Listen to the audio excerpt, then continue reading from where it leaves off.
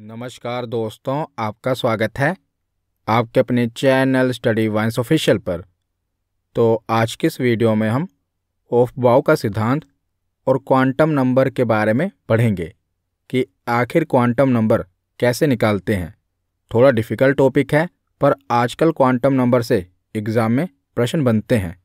तो अगर आप ये पूरी वीडियो को एंड तक देख लेंगे तो क्वांटम नंबर आप चुटकियों में निकाल लेंगे। और अक्सर स्टूडेंट इस टॉपिक को छोड़ देते हैं और यहाँ से एग्ज़ाम में प्रश्न आ जाता है और आसान ही प्रश्न होता है। बस आपको इस वीडियो को एंड तक देखना है। एंड तक देख लेंगे तो यहाँ से आपका प्रश्न गलत नहीं होगा।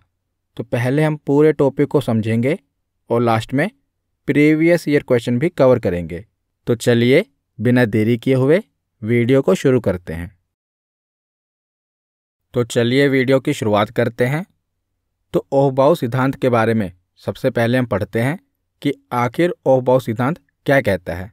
तो ऑफ-बाउ सिद्धांत नाम सुनने से हमें ऐसा लगता है कि ये जो सिद्धांत है ये ऑफ-बाउ नामक वैज्ञानिक ने दिया होगा, पर ऐसा नहीं है। ऑफ-बाउ सिद्धांत ऑफ-बाउ नामक वैज्ञानिक ने नहीं दिया, बल्कि जो इसका नाम पड़ा है ना, ऑफ-बाउ, जो ऑफ-बाउ शब्द है ये एक जर्मन शब्द है जिसका अर्थ होता है एक एक करके जोड़ना अर्थात निर्माण करना। तो जो ऑफ-बाउ है ये जर्मन शब्द है जिसका अर्थ क्या है, एक एक करके जोड़ना, ना कि ये किसी वैज्ञानिक का नाम है। तो ये सिद्धांत कहता क्या है? तो इस सिद्धांत के अनुसार उपकक्षाओं में इलेक्ट्रॉनों के प्रवेश का जो क्रम होता है वो निम्न ऊर्जा स्तर से अधिक ऊर्जा स्तर वाली कक्षाओं की ओर होता है। हमने पिछली वीडियो में शेल, सबशेल और ऑर्बिटल के बारे में पढ़ा था। अगर आपने वो वीडियो नहीं देखी तो उसे ज़रूर देख लें, क्योंकि उस वीडियो को आपने देखा होगा तभी आपको क्वांटम नंबर समझ आएगा। वो वीडियो आपको केमिस्ट्री की प्लेलिस्ट में मिल जाएगी। तो वहाँ पर भी मैंने आपको बताया था कि जो इलेक्ट्रॉन होते हैं ये अपनी अपनी कक्षाओं में चक्कर लगाते हैं और हर एक कक्षा का अपना एक एनर्जी लेवल होता है, ऊर्जा स्तर होता है। और जो इलेक्ट्रॉन होते हैं ना, ये पहले कम ऊर्जा स्तर वाले सब शेल में रहते हैं, उसके बाद ये अधिक ऊर्जा वाले सब शेल में जाते हैं।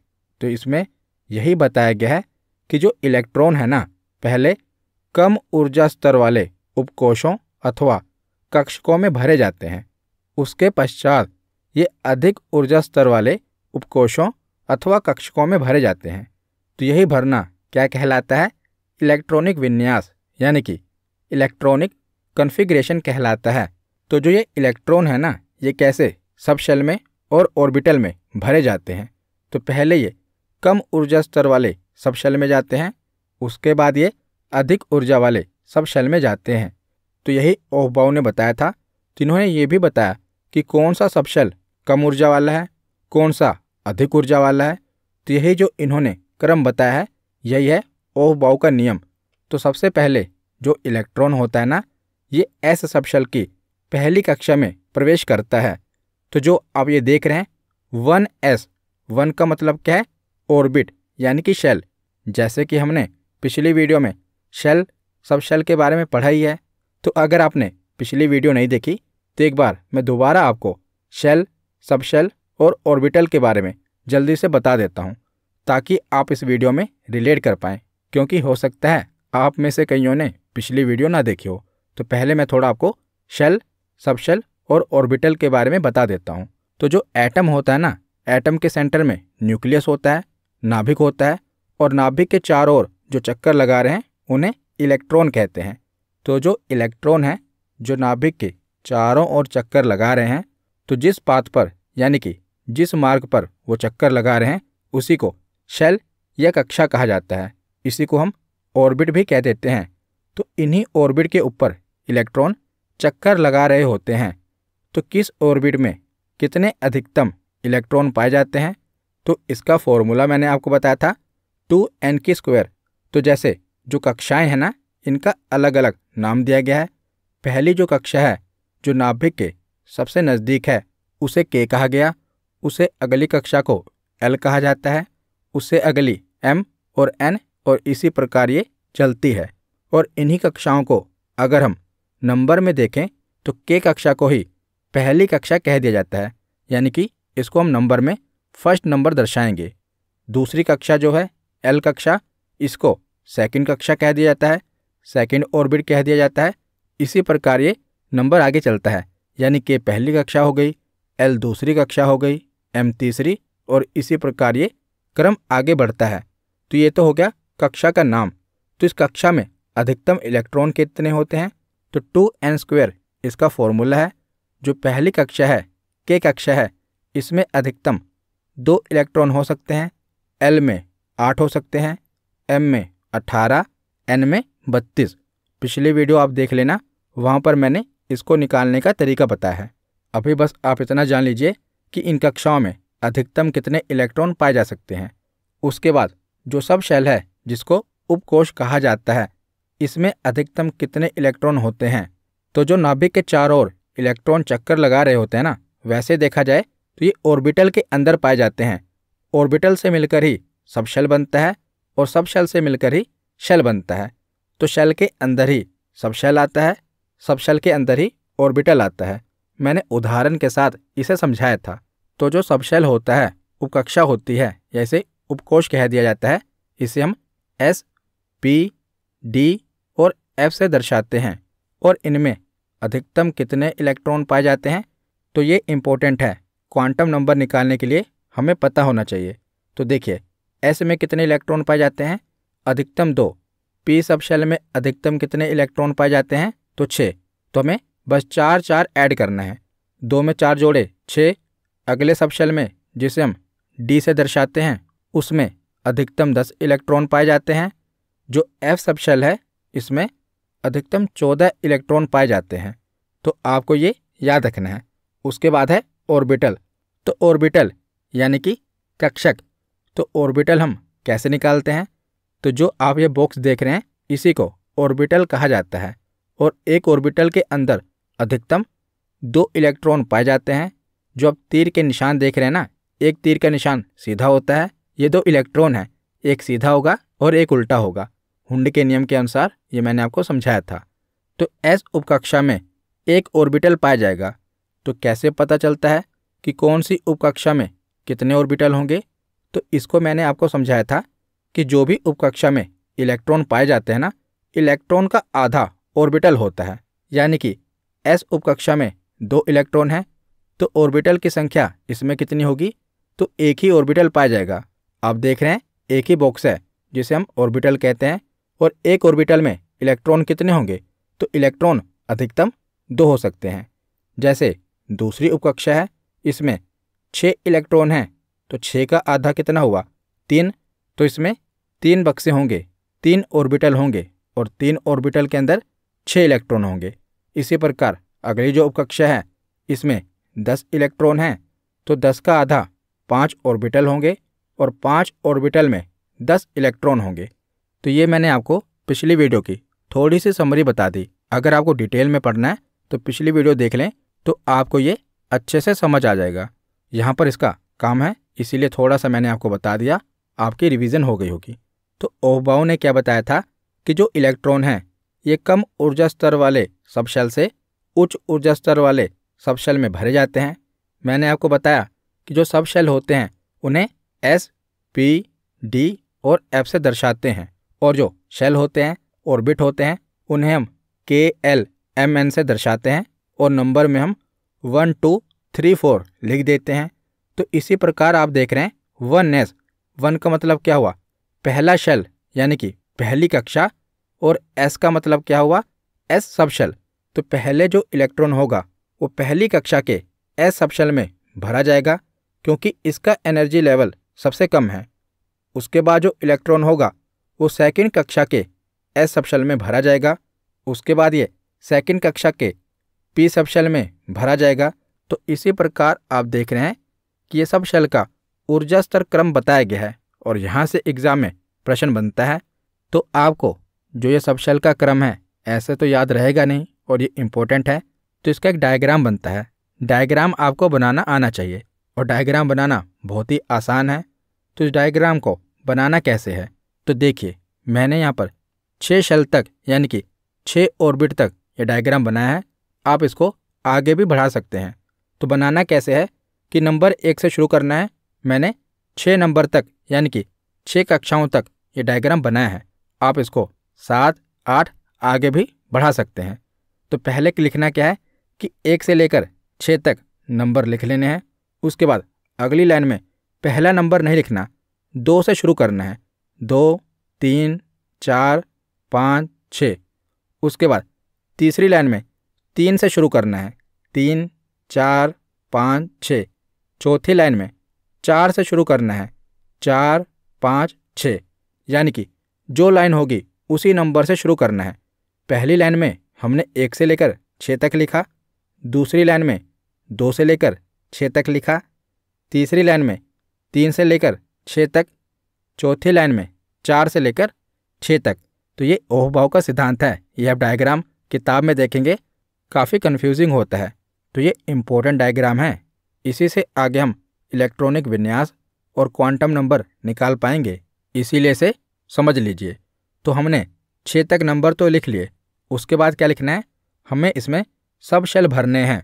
तो पहली लाइन में हमें एस सब शेल लिखना है। आप देख रहे हैं 1s, 2s, ऐसे पहली लाइन में हमें एस सब शेल लिखना है, दूसरी लाइन में पी सब शेल लिखने हैं, पी लिखना है, तीसरी में डी सब शेल और चौथी लाइन में एफ सब शेल लिखना है। तो इस डायग्राम को एक बार आप अपने से बना लेना। तो इस प्रकार लिखने से क्या होगा कि जो क्रम था ना वो हमें आसानी से याद हो जाएगा, हमें यानी कि उसे रटना नहीं पड़ेगा। तो इस प्रकार आप डायग्राम बना लेंगे ना तो वो क्रम आपको याद करना नहीं पड़ेगा। आसानी से डायग्राम की सहायता से आपको पता चल जाएगा कि पहले इलेक्ट्रॉन किस सब शेल में जाएगा, उसके बाद किस सब शेल में जाएगा। तो ये इलेक्ट्रॉन को भरने का क्रम है कि सबसे पहले जो इलेक्ट्रॉन है वो 1s में भरा जाएगा। 1s का मतलब क्या है कि पहली कक्षा के s सब शेल में भरा जाएगा। 1s के बाद जो इलेक्ट्रॉन है वो 2s में भरा जाएगा। 2s के बाद इलेक्ट्रॉन 2p में भरा जाएगा। तो इस प्रकार आप जो ये एरो देख रहे हैं ना, एरो को तिरछा बनाना है, क्योंकि जो इलेक्ट्रॉन है पहले 1s में भरा जाएगा, तो उसके बाद 2s में भरा जाएगा, 2s के बाद 2p में, 2p के बाद तिरछा आपको आना है। 2p के बाद जो इलेक्ट्रॉन है उसे 3s में भरा जाएगा, 3s के बाद 3p में, 3p के बाद 4s में, और इसी प्रकार ये क्रम आगे की ओर बढ़ता रहेगा। पर हमें तिरछा भरना है। आप देख रहे हैं ना, इसे तिरछा भरना है। तो इस प्रकार अगर आप डायग्राम बना लेंगे तो आपको पूरे इलेक्ट्रॉन का जो सब शेल है उसके एनर्जी लेवल का, ऊर्जा स्तर का क्रम पता चल जाएगा। जो 1s है ये सबसे लोअर एनर्जी लेवल है, उसके बाद 2s है, फिर 2p है, 3s है। हमने पढ़ा ना कि जो इलेक्ट्रॉन है वो निम्न ऊर्जा स्तर से उच्च ऊर्जा स्तर में भरे जाते हैं। तो ये जो ऊर्जा का स्तर है, तो आपको इसी प्रकार ये डायग्राम बनाना है। पहले 1 से लेकर 6 तक लिखना है, दूसरी रो में 2 से लेकर 6 तक, तीसरी में 3 से 6 तक, चौथी में 4 से 6 तक। पहले एस सब शेल आएगा, फिर पी, फिर डी, फिर एफ। उसके बाद जो इलेक्ट्रॉन है पहले 1s में भरा जाएगा, फिर 2s में, 2s के बाद 2p में, फिर 3s में। यानी कि जो इलेक्ट्रॉन भरने का क्रम होगा वो तिरछा होगा।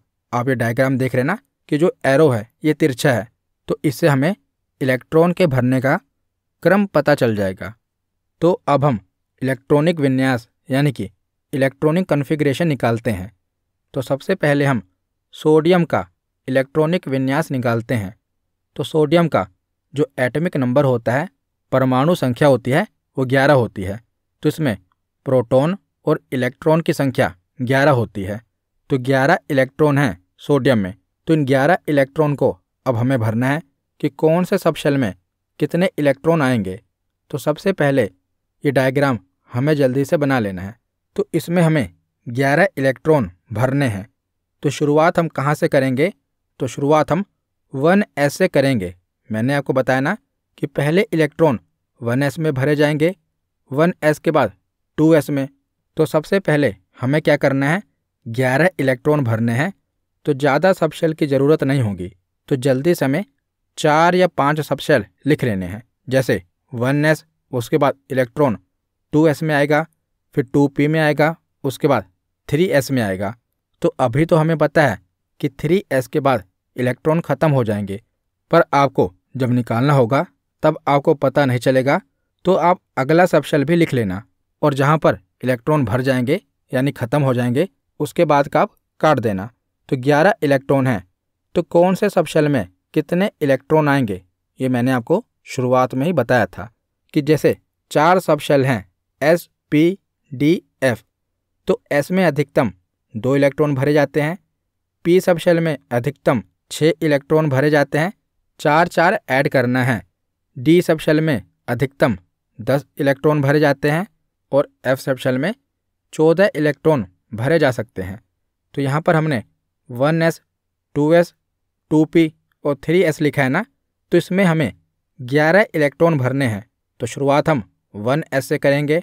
तो s सब शेल में अधिकतम कितने इलेक्ट्रॉन भरे जा सकते हैं? तो 2 ही भरे जा सकते हैं, तो 2 इसमें भर दिए। अगला भी s सब शेल है तो इसमें भी 2 भर दिए। उसके बाद p सब शेल है, तो p सब शेल में अधिकतम कितने भरे जा सकते हैं? तो 6 इलेक्ट्रॉन भरे जा सकते हैं, तो इसमें हमने 6 इलेक्ट्रॉन भर दिए। तो दोबारा से हमने एक बार गिन लिया कि 2 2 4 और 4 6 10, तो 10 इलेक्ट्रॉन तो हमने भर दिए। हमें भरने कितने हैं? तो 11 इलेक्ट्रॉन भरने हैं। तो अगले सब शेल की भी ज़रूरत है ना, तो 3s हमने लिखा है। इसी प्रकार जितने सब शेल की ज़रूरत है वो हमें लिख लेने हैं। जब तक इलेक्ट्रॉन पूरी तरह से भर नहीं जाते हमें डायग्राम से देखकर सब शेल लिख लेने हैं। तो 10 इलेक्ट्रॉन तो हमने भर दिए, तो बचा 1 इलेक्ट्रॉन। तो 1 इलेक्ट्रॉन 3s में आ जाएगा, क्योंकि s सब शेल में अधिकतम 2 इलेक्ट्रॉन आ सकते हैं, तो हमें तो 1 ही इलेक्ट्रॉन भरना है। तो इस प्रकार हमने 11 इलेक्ट्रॉन भर दिए। तो इसी प्रकार इलेक्ट्रॉनिक कॉन्फ़िगरेशन निकाला जाता है। तो इस डायग्राम की सहायता से हम आसानी से वो क्रम जो हमें याद करना पड़ता आसानी से डायग्राम की सहायता से लिख लेंगे, और सब शेल का क्रम लिखने के बाद जिसमें जितने इलेक्ट्रॉन आ सकते हैं उसी हिसाब से हमें इलेक्ट्रॉन भर देने हैं। जैसे अगला उदाहरण है कार्बन का, तो कार्बन के 6 इलेक्ट्रॉन हमें भरने हैं। तो शुरुआत हम 1s से करेंगे। इसी प्रकार हमें लिख लेना है 1s, 2s, 2p, जितने सब शेल की ज़रूरत पड़ेगी उतने लिख लेने हैं। तो सबसे पहले हम s से शुरू करेंगे। तो s सब शेल में अधिकतम 2 इलेक्ट्रॉन आ सकते हैं, तो इसमें 2 भर दिए। अगले s में भी 2 भर दिए। उसके बाद p सब शेल है, तो p सब शेल में अधिकतम 6 इलेक्ट्रॉन आ सकते हैं, पर हमारे पास बचे ही कितने हैं? तो 4 तो हमने ऑलरेडी भर दिए हैं, तो 6 इलेक्ट्रॉन हैं, तो 6 में से 4 गए, 2 बचे, तो 2 इलेक्ट्रॉन p सब शेल में आ जाएंगे। इसमें अधिकतम 6 इलेक्ट्रॉन हम भर सकते हैं, लेकिन हमारे पास बचे ही कितने हैं? तो 2 ही तो बचे हैं, तो इसमें 2 आ जाएंगे। जैसे अगला उदाहरण है एल्यूमिनियम का, तो एल्यूमिनियम के 13 इलेक्ट्रॉन हमें भरने हैं। तो सबसे पहले हम सब शेल का क्रम लिख लेंगे और उसके बाद इलेक्ट्रॉन भरना शुरू करेंगे। तो s सब शेल में 2 इलेक्ट्रॉन आ गए, p सब शेल में 6 इलेक्ट्रॉन, 3s में फिर से 2 इलेक्ट्रॉन और 3p में 1 इलेक्ट्रॉन आएगा, क्योंकि 1 ही बचेगा। अब गिन के देखिए 2 2 4, 4 6 10, 10 2 12 और बचा कितना? तो 1। तो 1 इलेक्ट्रॉन आखिरी सब शेल यानी कि 3p में भर दिया जाएगा। इसी तरह अगला उदाहरण है ऑक्सीजन का, तो इसका इलेक्ट्रॉनिक कॉन्फ़िगरेशन निकालिए। तो इसके 8 इलेक्ट्रॉन हैं, तो पहले सब शेल में 2 इलेक्ट्रॉन आएंगे, दूसरे में भी 2 ही आएंगे। 2 ही क्यों आएंगे? 4 क्यों नहीं आएंगे? क्योंकि s सब शेल में अधिकतम 2 ही इलेक्ट्रॉन आ सकते हैं, तो 2 हो गए। p में अधिकतम 6 आ सकते हैं, लेकिन हमारे पास बचे ही कितने हैं? तो 2 और 2 4 तो हो गए, तो 8 में से 4 गए, 4 ही बचे। तो 2p सब शेल में कितने इलेक्ट्रॉन आएंगे? तो 4 इलेक्ट्रॉन आएंगे। तो इस तरह से हम इलेक्ट्रॉनिक कॉन्फ़िगरेशन निकाल सकते हैं। तो इससे हमें पता क्या चलता है? तो जैसे 1s2 है, तो जो 1 है 1 क्या दर्शाता है? 1 से हमें पता चलता है कि जो इलेक्ट्रॉन है ये कौन सी कक्षा में है। तो 1 से पता चलेगा कि पहली कक्षा में है, यानी कि पहले शेल में है, जिसे हम ऑर्बिट भी कह देते हैं। इसके आगे जो s है, s का मतलब क्या होगा? सब शेल या सब ऑर्बिट यानी कि जो इलेक्ट्रॉन है वो किस सब ऑर्बिट में है, इससे हमें पता चल जाएगा। उसके ऊपर जो नंबर होगा उससे हमें सब ऑर्बिट में कितने इलेक्ट्रॉन हैं, इलेक्ट्रॉन की संख्या पता चल जाएगी। हमने ऊपर अभी क्या किया था कि ऊपर जो नंबर लिखे हैं ये क्या है, तो ये इलेक्ट्रॉन की संख्या है। तो इससे हमें ये पता चल जाता है कि इलेक्ट्रॉन किस ऑर्बिट में है, किस सब ऑर्बिट में है और इलेक्ट्रॉन की संख्या कितनी है, इससे हमें ये पता चल जाता है। इसके बाद हम क्वांटम नंबर के बारे में पढ़ते हैं, क्वांटम संख्या के बारे में पढ़ते हैं। तो क्वांटम संख्या क्या है, तो यह है वह संख्या है जो इलेक्ट्रॉनों की बिल्कुल सटीक स्थिति के बारे में हमें बताती हैं। तो जो इलेक्ट्रॉन है ना, क्वांटम नंबर से क्या होगा कि हमें जो इलेक्ट्रॉन है उनकी एग्जैक्ट लोकेशन के बारे में पता चल जाएगा कि वो किस ऑर्बिट में है, किस सब ऑर्बिट में है, कौन से ऑर्बिटल में है, कौन सी दिशा में वो चक्कर लगा रहे हैं, उनकी एग्जैक्ट लोकेशन, उनकी स्थिति के बारे में हमें पता चल जाएगा। तो क्वांटम नंबर इलेक्ट्रॉनों की पूरी जानकारी देती है। तो यह वैसी संख्या है जो किसी एटम के अंतर्गत शेल की संख्या, सब शेल की संख्या, शेल या सब शेल का आकार, स्थिति या उसमें घूमने वाले इलेक्ट्रॉन के चक्रण को बतलाता है। यानी कि एक प्रकार से कहा जाए, जो क्वांटम नंबर है ना, ऐसा नंबर है, ऐसी संख्या है जिससे हमें इलेक्ट्रॉन की पूरी जानकारी लग जाएगी। यानी कि क्वांटम नंबर से हमें इलेक्ट्रॉन के बारे में सब कुछ पता लग सकता है। जैसे आप देखते हैं कि आपका आधार कार्ड होता है, आधार कार्ड में नंबर होता है ना, आधार नंबर से हम किसी भी पर्सन के बारे में पूरी जानकारी पता लगा सकते हैं। उसका नाम, पिता का नाम, डेट ऑफ बर्थ और उसका पूरा पता उस आधार नंबर से पता लगाया जा सकता है। इसी प्रकार जो क्वांटम नंबर होता है, क्वांटम संख्या होती है, इससे हम इलेक्ट्रॉन के बारे में पूरी जानकारी पता लगा सकते हैं। तो क्वांटम नंबर कितने प्रकार के होते हैं, तो ये 4 प्रकार के होते हैं। पहला होता है मुख्य क्वांटम संख्या, जिसे हम प्रिंसिपल क्वांटम नंबर कहते हैं। दूसरा प्रकार है द्विगंशी क्वांटम संख्या, जिसे हम एजीमुथल क्वांटम नंबर कहते हैं।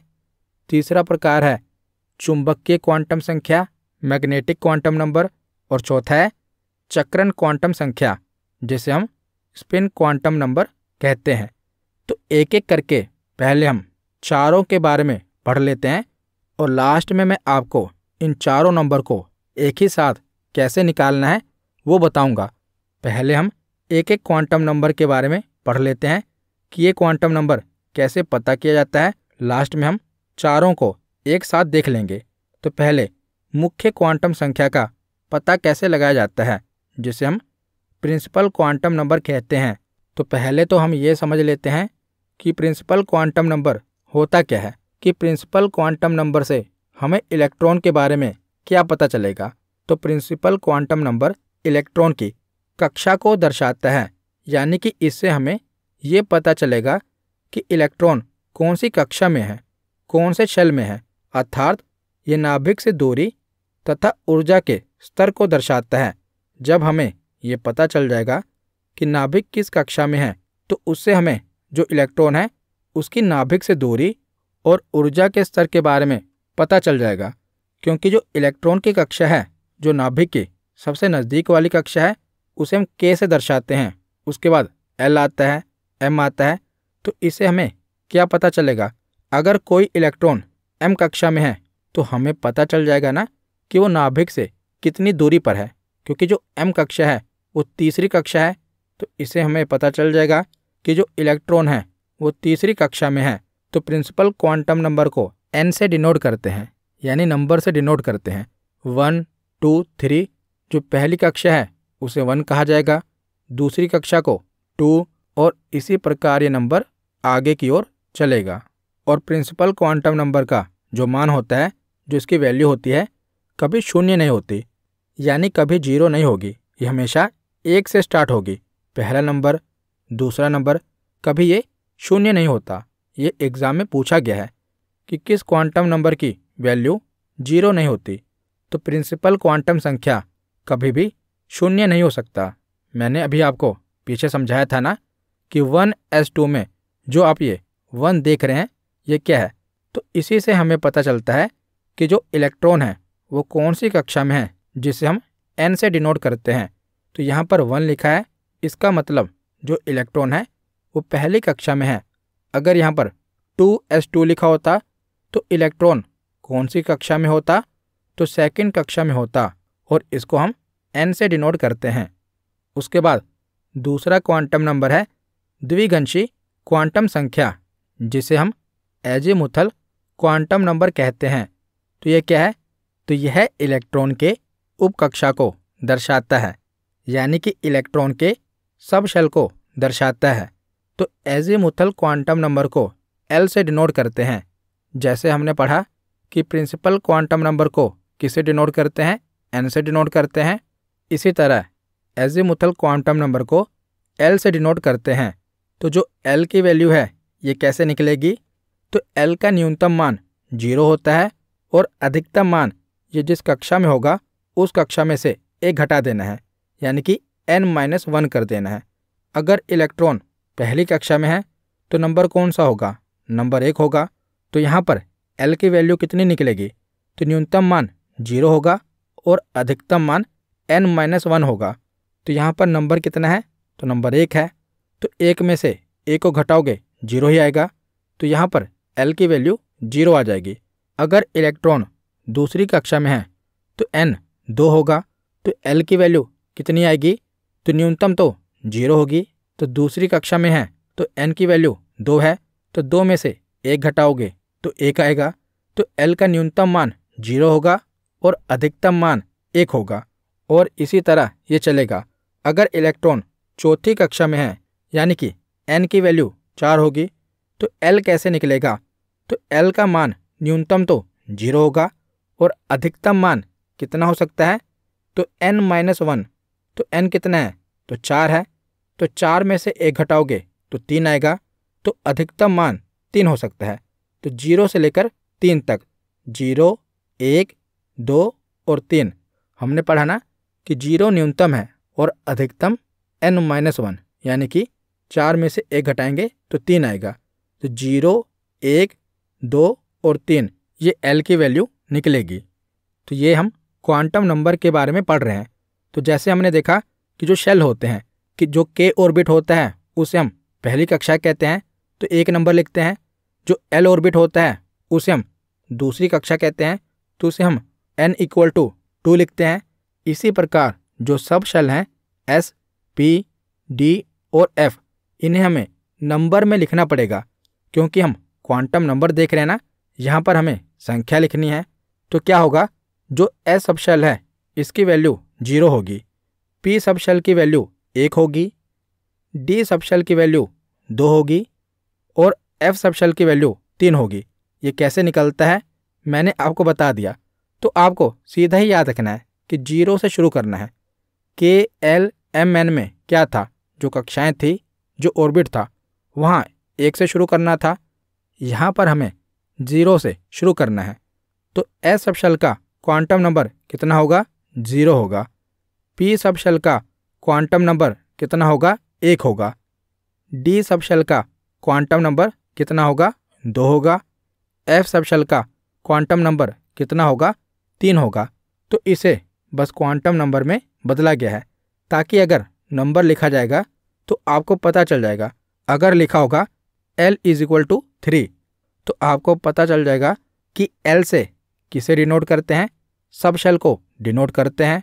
तो L=3 है, यानी कि जो इलेक्ट्रॉन है ना वो F सब शेल में है, क्योंकि F सब शेल का ही क्वांटम नंबर 3 है। हम यहाँ पर क्वांटम नंबर पढ़ रहे हैं ना, संख्या के बारे में पढ़ रहे हैं, तो इसीलिए अल्फ़ाबेट तो हम लिखेंगे ही नहीं कि S सब शेल है या P सब शेल है, हमें सीधा उसका क्वांटम नंबर लिखना है।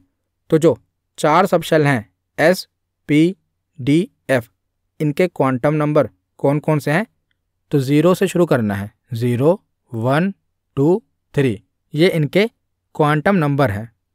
तो तीसरा क्वांटम नंबर है चुंबकीय क्वांटम संख्या, मैग्नेटिक क्वांटम नंबर। तो यह नंबर क्या बताता है, तो यह नंबर हमें ऑर्बिटल के बारे में बताता है कि जो इलेक्ट्रॉन है वो किस ऑर्बिटल में है। प्रिंसिपल क्वांटम नंबर से हमें पता चलता है कि इलेक्ट्रॉन किस शेल में है, एजीमुथल क्वांटम नंबर से हमें पता चलता है कि इलेक्ट्रॉन किस सबशेल में है, और मैग्नेटिक क्वांटम नंबर से हमें पता चलता है कि इलेक्ट्रॉन किस ऑर्बिटल में है, किस कक्षक में है। और मैग्नेटिक क्वांटम नंबर को m से डिनोट करते हैं, m से मैग्नेटिक। और m का मान कैसे निकलता है? तो m का मान l पर निर्भर करता है। जैसे हमने पीछे देखा कि l का मान n पे डिपेंड करता है, उसी प्रकार जो m का मान होगा ना, ये l पर डिपेंड करेगा। तो सबशेल का क्वांटम नंबर हमने देखा था कि l 0 हो सकता है, 1 हो सकता है, 2 हो सकता है और 3 हो सकता है। हमने पीछे देखा ना कि जो s, p, d और f है ये सबशेल हैं, पर इसे हम l से डिनोट करेंगे। तो इनके क्वांटम नंबर हमने पढ़ा था कि 0 से शुरू होगा, 0, 1, 2 और 3।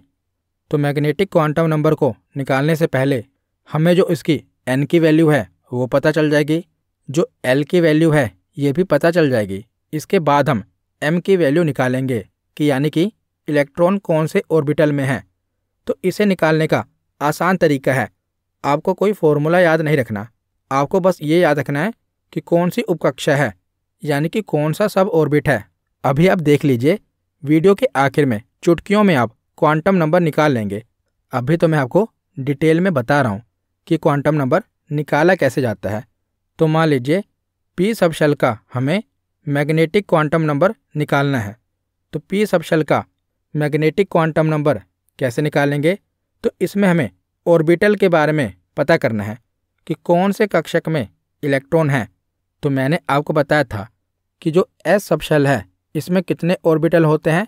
तो इसमें एक ऑर्बिटल होता है। निकाला कैसे जाता है ये भी मैंने आपको बताया कि जो सबशेल है उसमें जितने इलेक्ट्रॉन की संख्या है उसका आधा कर दो तो ऑर्बिटल पता चल जाएगा। जैसे s सबशेल है, इसमें 2 इलेक्ट्रॉन हैं, तो 2 का आधा कर दो तो इसमें एक ऑर्बिटल आएगा, यानी कि एक बॉक्स आएगा।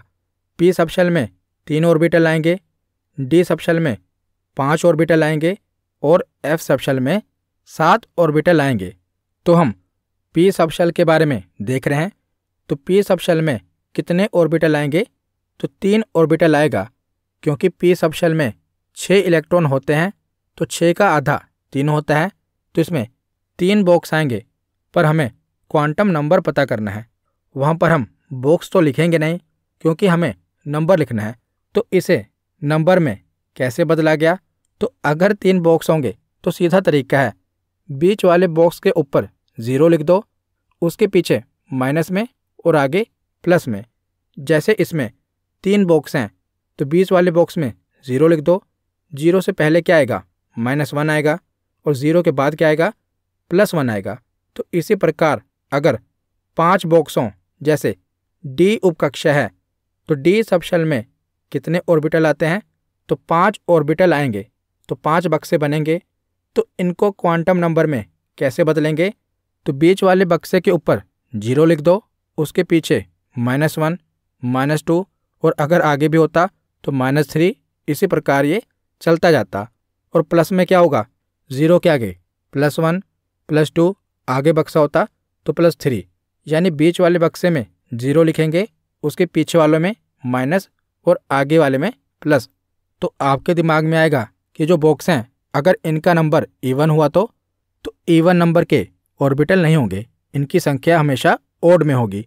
जैसे जो s सबशेल है इसमें 1 ऑर्बिटल होता है, p में 3 होते हैं, d सबशेल में 5 ऑर्बिटल होते हैं और f सबशेल में 7 ऑर्बिटल होते हैं।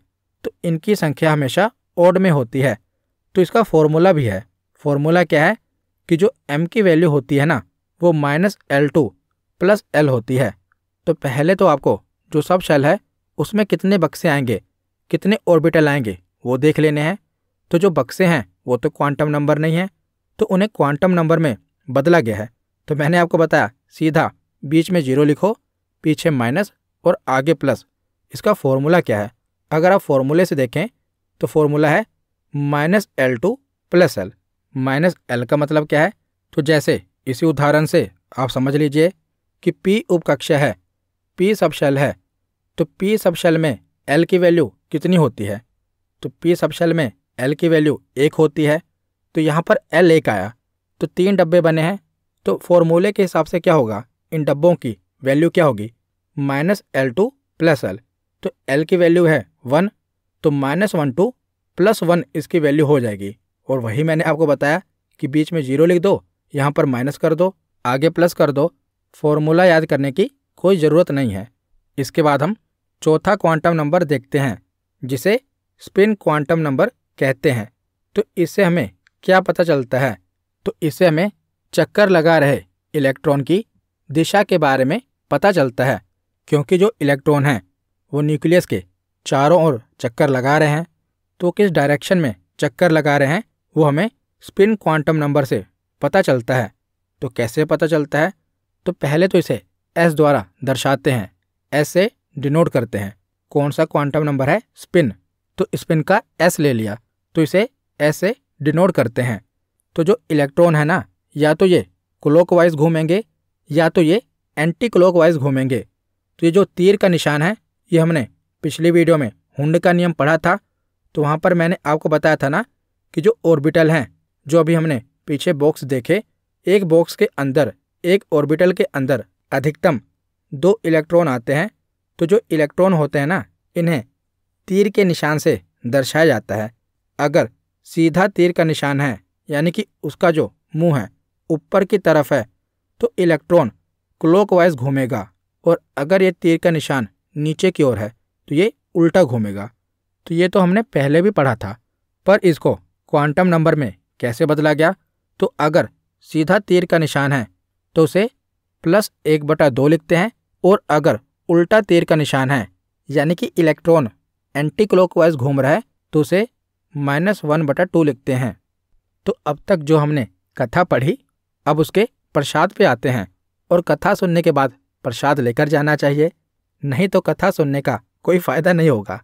तो जितना हमने पढ़ा उससे एग्ज़ाम में प्रश्न क्या बनता है, यानी कि क्वांटम नंबर पर प्रश्न कैसे आता है। तो प्रश्न ऐसे पूछा जाएगा कि सोडियम के 9वें इलेक्ट्रॉन का क्वांटम नंबर बताइए। तो आपको इसका क्वांटम नंबर बताना है। तो क्वांटम नंबर हमने पता किया कि 4 प्रकार के हैं, N, L, M और S। N कौन सा है, प्रिंसिपल क्वांटम नंबर। L कौन सा है, एजीमुथल क्वांटम नंबर। M कौन सा है, मैग्नेटिक क्वांटम नंबर। और S स्पिन क्वांटम नंबर। तो ये चारों क्वांटम नंबर आपको बताने हैं। तो ये क्वांटम नंबर निकाला कैसे जाएगा, तो सबसे पहले क्या होगा कि आपको सोडियम का इलेक्ट्रॉनिक विन्यास, यानी कि इलेक्ट्रॉनिक कन्फिग्रेशन निकालना पड़ेगा। तो सोडियम में 11 इलेक्ट्रॉन होते हैं। तो इन 11 इलेक्ट्रॉन को पहले आपको सजाना है। तो सजाना कैसे है, वो शुरू में मैंने आपको बताया था कि ओहबाउ के सिद्धांत के अनुसार आपको इसे सजाना है। तो पहले कौन सा सबशेल आएगा, 1s, फिर 2s, और इसी प्रकार आपको इसे लिखना है जब तक कि सारे इलेक्ट्रॉन नहीं आ जाते। तो सोडियम के 11 इलेक्ट्रॉन हैं, तो पहले सबशेल में 2 इलेक्ट्रॉन आएगा। और क्यों आएगा मैंने आपको बताया हुआ है। और 2 ही क्यों आएगा, क्योंकि एस सबशेल में अधिकतम 2 ही इलेक्ट्रॉन भरे जा सकते हैं। तो पहले सबशेल में 2 इलेक्ट्रॉन, दूसरे में भी एस सबशेल है, इसमें भी 2 ही आएंगे। पी सबशेल में 6 इलेक्ट्रॉन अधिकतम भर सकते हैं, और यहाँ पर 11 इलेक्ट्रॉन है। तो 2 और 2 4 हो गए, 4 के बाद 6 तो इसमें हम भर ही सकते हैं। तो 4 और 6 10 हो गया। तो अभी भी 1 इलेक्ट्रॉन बचा है। तो 2p के बाद अगला सबशेल कौन सा आता है, 3s। तो इसे हम जो आखिरी में बचा 1 इलेक्ट्रॉन, इसे भर देंगे। तो इस प्रकार हम सोडियम का इलेक्ट्रॉनिक कन्फिग्रेशन निकाल लेंगे। तो अब हमें इससे क्वांटम नंबर का पता करना है। तो इससे हम क्वांटम नंबर का पता कैसे लगाएंगे, तो देखिए। तो 4 क्वांटम नंबर हैं जिसे हम इलेक्ट्रॉन की कक्षा, उपकक्षा, कक्षक और दिशा के बारे में पता लगा लेंगे। तो सबसे पहले हमें देखना है कि किस इलेक्ट्रॉन की जन्म कुंडली निकालनी है। तो सोडियम के 9वें इलेक्ट्रॉन की जन्म कुंडली निकालनी है, यानी कि सोडियम के 9वें इलेक्ट्रॉन का क्वांटम नंबर निकालना है। तो 9वां इलेक्ट्रॉन हमें सबसे पहले देखना है कि वो किस सबशेल में आएगा। जैसे हम देखेंगे कि पहली कक्षा का जो एस सबशेल है, इसमें कितने इलेक्ट्रॉन हैं, तो 2 इलेक्ट्रॉन हैं। उसके बाद दूसरी कक्षा का जो एस सब शेल है इसमें भी 2 इलेक्ट्रॉन है, तो 2 और 2 4 हो गए। तो क्या यहाँ पर 9वां इलेक्ट्रॉन मिलेगा आपको? नहीं मिलेगा ना। हमें तो 9वें इलेक्ट्रॉन की जानकारी पता करनी है।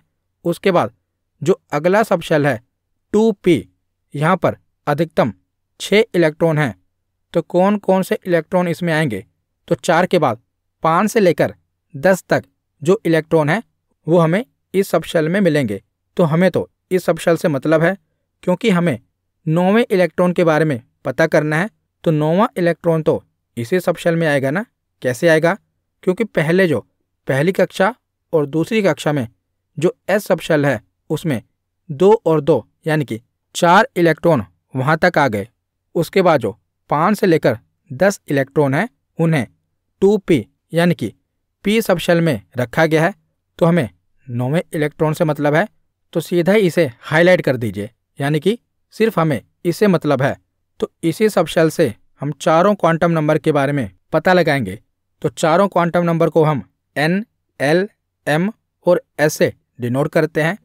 तो n का पता कैसे चलेगा? तो जो इसके आगे नंबर होगा ना वही n है। जैसे ये 2p6 है तो 2 ही क्या है? n है। तो इससे हमें क्या पता चलेगा कि जो सोडियम का 9वां इलेक्ट्रॉन है वो कौन सी कक्षा में है? तो दूसरी कक्षा में है। सीधा ही आपको सबसे पहले इलेक्ट्रॉनिक कॉन्फ़िगरेशन निकालना है। उसके बाद देखना है कि किस सब शेल में वो इलेक्ट्रॉन आएगा। उसके बाद हम चारों क्वांटम नंबर निकालेंगे। तो जो n है उसका पता हमें कैसे चलेगा? तो जो नंबर सब शेल के आगे होगा वही उसकी कक्षा है। इसके बाद हम l निकालेंगे। l से हमें उस इलेक्ट्रॉन के सब शेल के बारे में पता चलता है। तो l की वैल्यू कैसे आएगी? तो 2 के बाद क्या है? सब शेल है p। तो p सब शेल का क्वांटम नंबर कितना होता है? तो इसीलिए पहले मैंने आपको चारों क्वांटम नंबर निकालने का तरीका बताया था। तो मैंने आपको बताया था कि जो p सब शेल है उसका क्वांटम नंबर कितना होता है? तो 1 होता है, s का 0 होता है, p का 1 होता है, d का क्वांटम नंबर 2 होता है, f का क्वांटम नंबर 3 होता है। इसको कैसे निकाला गया वो भी मैंने आपको बताया है, पर सीधा आपको ये याद रखना है कि 0 से शुरू करेंगे। 0, 1, 2 और 3। तो p का क्वांटम नंबर कितना आएगा? तो p का क्वांटम नंबर 1 आएगा। तो 2 क्वांटम नंबर निकल गए। अब तीसरा क्वांटम नंबर देखते हैं। तो m से हमें ये पता चलेगा कि इलेक्ट्रॉन किस ऑर्बिटल में है। तो m का क्वांटम नंबर कैसे निकलेगा? तो इसका क्वांटम नंबर l से निकलेगा। तो इसके लिए हमें देखना है कि कौन सा सब शेल है। तो p सब शेल है। तो p सब शेल में कितने ऑर्बिटल होते हैं? तो p सब शेल में 3 ऑर्बिटल होते हैं। तो हमें 3 डब्बे बना लेने हैं, लेकिन हमें क्वांटम नंबर चाहिए, डब्बा तो चाहिए नहीं। और मैंने आपको बताया था इसकी वैल्यू कैसे लिखनी है। तो बीच में 0 लिखना है, उसके पीछे माइनस में और आगे प्लस में। तो 0, -1 और +1। तो इन तीनों नंबर में से यानी कि 0, -1 और 1 में से हमें एक नंबर लिखना है। तो वो कौन सा नंबर होगा? जिस इलेक्ट्रॉन के बारे में हम पता कर रहे हैं ना, वो जिस ऑर्बिटल में होगा यानी कि जिस बॉक्स में होगा उसी बॉक्स का नंबर हमें लिखना है। तो हमें पता कैसे चलेगा कि वो इलेक्ट्रॉन किस ऑर्बिटल में है? तो हमें 9वें इलेक्ट्रॉन के बारे में पता करना है। तो कौन सा सब शेल है? तो 2p। तो p सब शेल में जो इलेक्ट्रॉन है, कौन कौन से इलेक्ट्रॉन इसमें हैं? तो मैंने आपको बताया 5 से लेकर 10 नंबर तक इलेक्ट्रॉन इसमें हैं, क्योंकि जो पहले 4 इलेक्ट्रॉन हैं वो तो s सब शेल में हैं और यहाँ पर हम p सब शेल की बात कर रहे हैं। तो p सब शेल में 5 से लेकर 10 इलेक्ट्रॉन हैं और जो 11वां इलेक्ट्रॉन है वो 3s1 में है, यानी कि s सब शेल में है। पर हमें तो 9वें इलेक्ट्रॉन से मतलब है, तो वो p सब शेल में है। अब इलेक्ट्रॉन भरना कैसे है? तो 5 से लेकर 10 तक है। तो इलेक्ट्रॉन हमें 5 से शुरू करना है, क्योंकि p सब शेल में 5 से 10 इलेक्ट्रॉन है। और इलेक्ट्रॉन के भरने का नियम क्या है? तो हुंड का नियम हमने पढ़ा है कि पहले सभी डब्बे में एक एक इलेक्ट्रॉन भरना है, जिसे सीधे तीर से दर्शाया जाएगा। जैसे ये 3 ऑर्बिटल हैं, इसमें हमें 5 से लेकर 9 इलेक्ट्रॉन तक भरना है, क्योंकि 9वें इलेक्ट्रॉन की स्थिति हमें पता करनी है। तो ये होगा 5वां इलेक्ट्रॉन, उसके बाद छठा इलेक्ट्रॉन, सातवां इलेक्ट्रॉन, पहले में सीधा तीर का निशान भरना है। उसके बाद फिर से पहले बक्से में आना है। हमने हुंड का नियम पढ़ा हुआ है ना कि एक ऑर्बिटल में अधिकतम 2 इलेक्ट्रॉन भरे जा सकते हैं, पर उनका जोड़ा तभी लगाना है जब पहले सभी ऑर्बिटल में एक एक इलेक्ट्रॉन भर जाएं। तो पहले हमें सभी डब्बे में एक एक इलेक्ट्रॉन भरना है, उसके बाद हम इसका जोड़ा लगाना शुरू करेंगे। तो जब जोड़ा लगाया जाता है तो जो इलेक्ट्रॉन है उसका जो तीर का निशान है वो नीचे की ओर होगा। तो 5, 6, 7 3 इलेक्ट्रॉन हमने भर दिए। उसके बाद जोड़ा लगाना शुरू कीजिए, 8वां इलेक्ट्रॉन। उसके बाद अगले डब्बे में 9वां इलेक्ट्रॉन आएगा, यहीं पर रुक जाओ क्योंकि उसके आगे भरने का मतलब नहीं है, क्योंकि हमें 9वें इलेक्ट्रॉन के बारे में पता करना है ना। तो 9वां इलेक्ट्रॉन बीच वाले बॉक्स में आएगा और बीच वाले बॉक्स का क्वांटम नंबर क्या है? तो इसका क्वांटम नंबर है 0।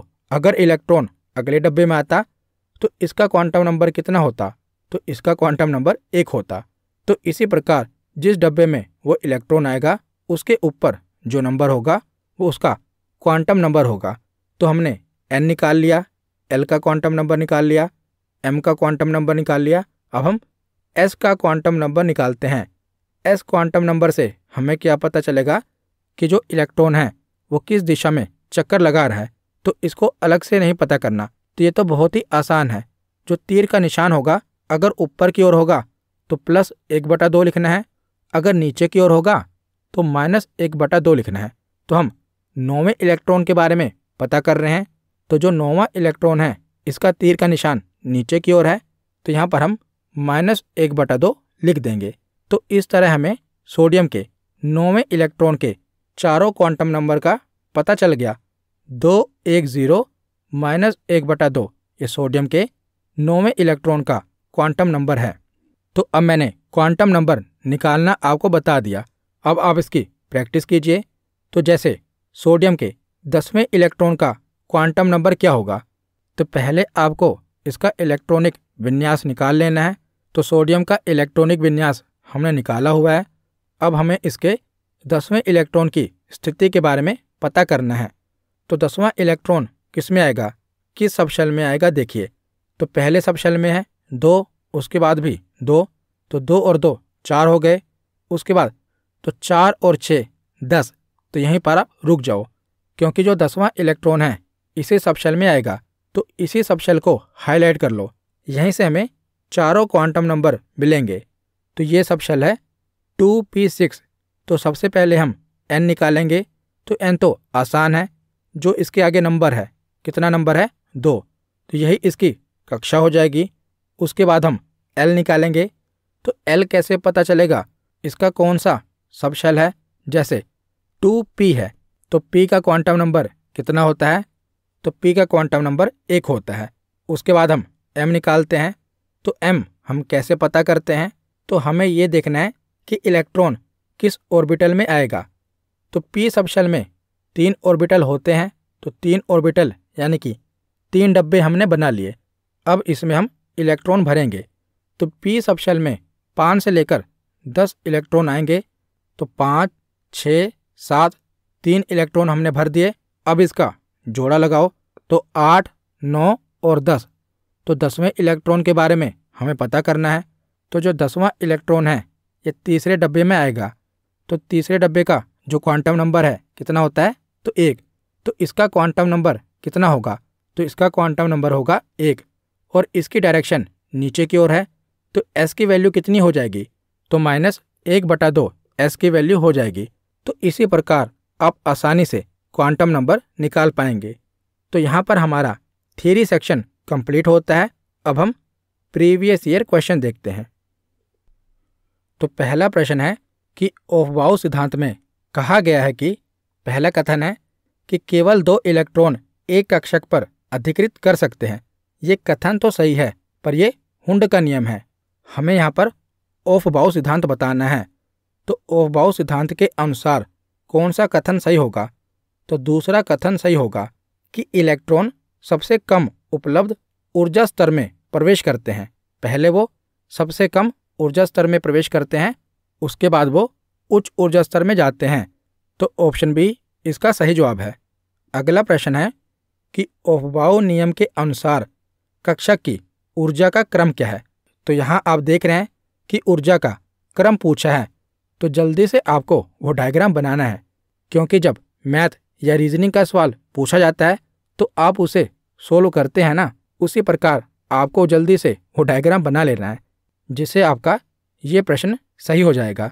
तो इसमें देखा जाए तो ओहबाउ नियम के अनुसार कौन सा ऑप्शन सही होगा, तो ऑप्शन ए इसका सही क्रम होगा कि जो ऊर्जा का स्तर है सबसे ज़्यादा कौन से सब शेल में होगा, 3D में, उससे कम 4S में, उससे कम 3P में और उससे कम 3S में।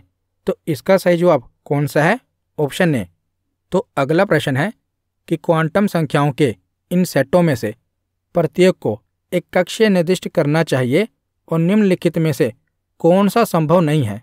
तो इस प्रश्न को देखकर आपको लग रहा होगा कि क्या ही पूछ लिया, और एग्जाम में ऐसा प्रश्न आ जाए तो फ्री का नंबर है, ये बहुत ही आसान है। लेकिन अगर आपने क्वांटम नंबर के बारे में नहीं पढ़ा होगा तो ये प्रश्न आप छोड़ देंगे। तो इसमें आपको बताना है कि कौन से क्वांटम नंबर का जो सेट है सही है। तो इस तरह का प्रश्न है तो आपको सिर्फ 2 चीज़ों पर फोकस करना है, n और l के क्वांटम नंबर पर।